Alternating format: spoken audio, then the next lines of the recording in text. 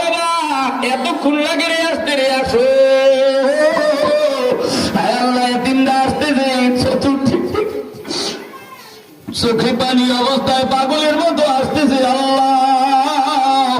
পিছন থেকে হুজুর বলছে মা নাই বাবা নাই যারা আমারে ধরতে পারবেন না একজনের কাঁধের উপরে আরেকজনের হাতটা লাগায় ধরাবে আল্লাহ এতিমরা কাঁদতেছে তুমি তাকায় দেখো একটু মায়ের জন্য বাবার জন্য এক ফোঁটা চোখের পানি ফেলা যায় মায়ের 40 মণ দুধ খাইলাম বাবায়